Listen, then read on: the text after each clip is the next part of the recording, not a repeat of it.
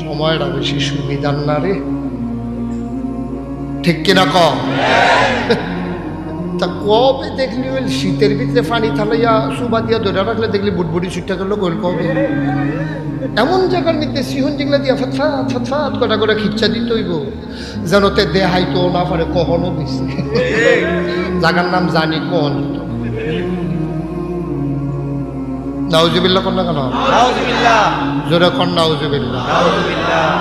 ভাই সাহেব মনটা যা ধরে তুমি তা করবা, মুখে দিয়া যা আসে তাই বলবা, সামনে যা পাও তাই খাবা।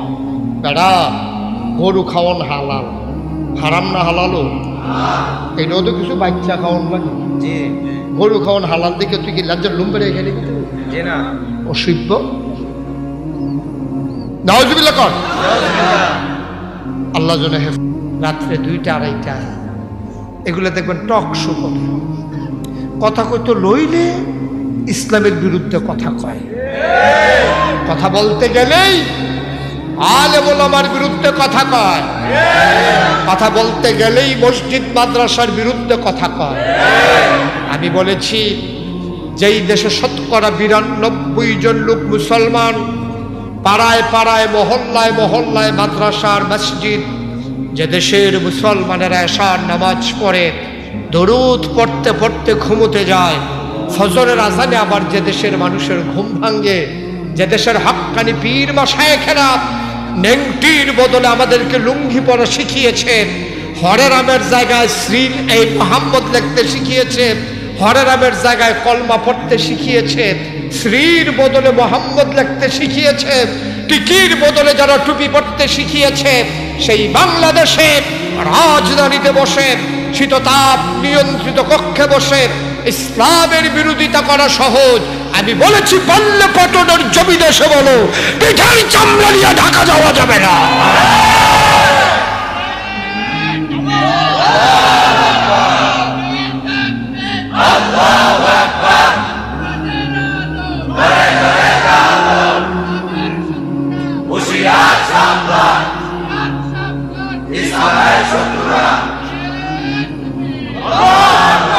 সবাই কোনা আমি পরিকল্পিতভাবে আজকে আমার দেশকে ষড়যন্ত্র করে শেষ করে দেওয়ার পায় তারা।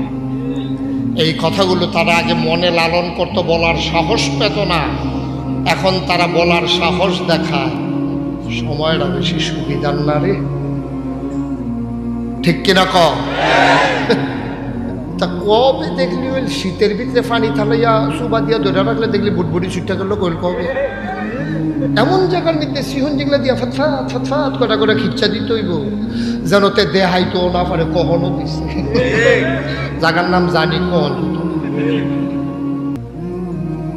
নাউজুবিল্লাহ কন না কেন? জোরে কন নাউজুবিল্লাহ।